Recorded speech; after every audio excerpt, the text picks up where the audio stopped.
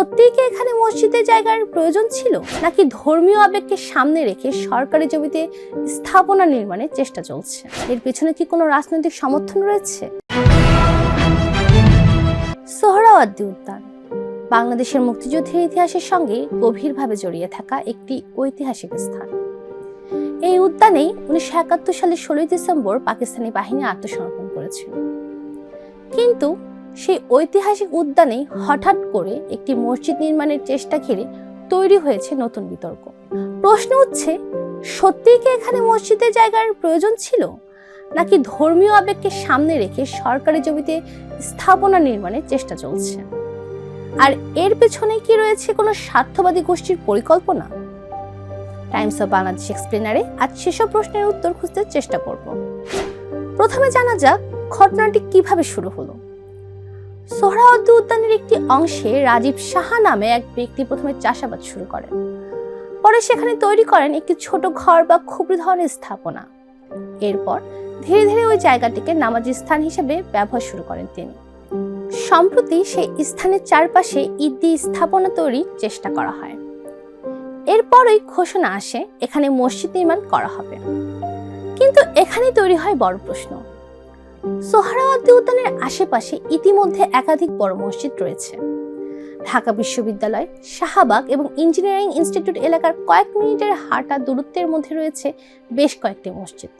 ফলে সমালোচকদের প্রশ্ন, নামাজ পড়ার জন্য যখন আশেপাশে পর্যাপ্ত মসজিদ রয়েছে, তখন সরকারি ও ঐতিহাসিক এই জায়গার ভেতরে নতুন করে মসজিদ নির্মাণের প্রয়োজন কেন? তবে রাজীব শাহের বক্তব্য ভিন্ন। তার দাবি, বৈশাখ উপলক্ষে উদ্যানে আসা কিছু মুসল্লি তার কাছে নামাজ পড়ার জায়গার ব্যবস্থা করার অনুরোধ করেছিলেন। সে অনুরোধ থেকেই তিনি সেখানে নামাজের ব্যবস্থা করেন। পরে সেখানে আরো মানুষ আসতে শুরু করলে তার মাথায় মসজিদ নির্মাণের চিন্তা আসে। অর্থাৎ রাজীব শাহের দাবি অনুযায়ী এটি একটি ধর্মীয় প্রয়োজন থেকে তৈরি হওয়া উদ্যোগ। কিন্তু সমালোচকদের প্রশ্ন, ব্যক্তিগত উদ্যোগে কেউ কি সরকারি জমিতে স্থায়ীভাবে কোনো স্থাপনা নির্মাণ করতে পারেন? ঢাকা বিশ্ববিদ্যালয়ের ইসলামিক স্টাডিজ বিভাগে সহকারী অধ্যাপক মোহাম্মদ ইমামুল হক সরকার টিটুর মতে, সরকারি জায়গায় ব্যক্তিগতভাবে কেউ মসজিদ নির্মাণ করতে পারেন না। মসজিদ নির্মাণ করতে হলে জমি এবং প্রয়োজনীয় অনুমোদনের বিষয়টি আইন অনুযায়ী নিশ্চিত করতে হবে।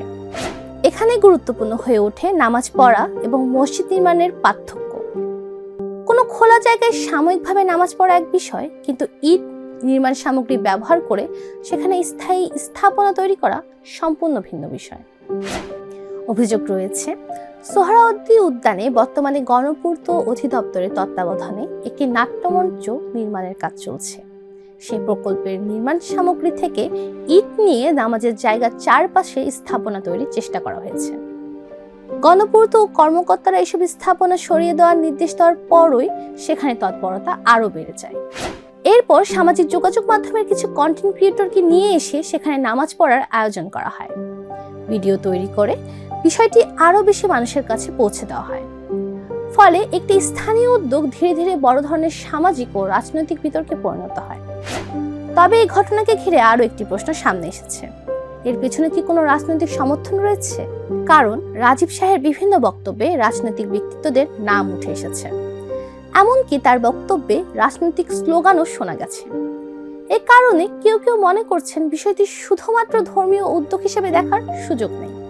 তবে এখন পর্যন্ত কোনো রাজনৈতিক দল আনুষ্ঠানিকভাবে এই উদ্যোগের পক্ষে অবস্থান নিয়েছে এমন নিশ্চিত প্রমাণ সামনে আসেনি। ফলে এই অভিযোগকে আপাতত অভিযোগ হিসেবেই দেখতে হবে।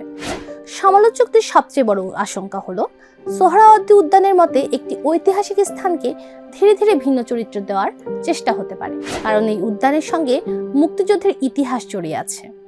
এখানে মুক্তিযুদ্ধের স্মৃতিচিহ্ন, জাদুঘর এবং বিভিন্ন সাংস্কৃতিক কর্মকাণ্ডের ঐতিহ্য রয়েছে। 2024 সালের 5ই আগস্টের পর উদ্যানের একটি জাদুঘর ভাঙচুরের ঘটনাও ঘটে। সেই ক্ষতি এখনো পুরোপুরি মেরামত হয়নি। এর মধ্যেই নতুন করে কোনো স্থাপনা নির্মাণের চেষ্টা অনেকের মধ্যে উদ্বেগ তৈরি করছে। অন্যদিকে ঢাকা বিশ্ববিদ্যালয়ের শামসুন্নাহার হল ছাত্র সংসদের সাবেক ভিপি শেখ তাসনিম আফরোজ ইমির মতে পুরো বিষয়টি সাজানো হতে পারে। তার প্রশ্ন, আশেপাশে এতগুলো মসজিদ থাকা সত্ত্বেও কেন সরকারি জায়গায়, বিশেষ করে মুক্তিযুদ্ধের স্মৃতি বিজড়িত এই স্থানেই মসজিদ নির্মাণ করতে হবে? তার আশঙ্কা ভবিষ্যতে কেউ এই উদ্যোগের বিরোধিতা করলে ধর্মীয় আবেগকে ব্যবহার করে সেই বিরোধিতাকে দমন করার চেষ্টা হতে পারে। তাহলে প্রশ্ন হলো, সোহরাওয়ার্দী উদ্যানের মসজিদ নির্মাণের আসল উদ্দেশ্য কি? কারণ সোহরাওয়ার্দী উদ্যান শুধু একটি খালি জায়গা নয়, এটি বাংলাদেশের ইতিহাসের অংশ। তাই এখানে কোনো স্থাপনা নির্মাণের আগে আইন, ঐতিহাসিক গুরুত্ব এবং উদ্যানের সামগ্রিক চরিত্র সবকিছু বিবেচনা নিতে হবে। শেষ পর্যন্ত এই ঘটনার সবচেয়ে বড় প্রশ্ন সম্ভবত এটাই, সোহরাওয়ার্দী উদ্যানে মসজিদ নির্মাণের উদ্যোগ কি সত্যি নামাজের জায়গার প্রয়োজন থেকে, নাকি ধর্মীয় আবেগকে সামনে রেখে সরকারি জমি দখল, রাজনৈতিক প্রভাব বিস্তার কিংবা ঐতিহাসিক এই স্থানের চরিত্র পরিবর্তনের কোনো চেষ্টা?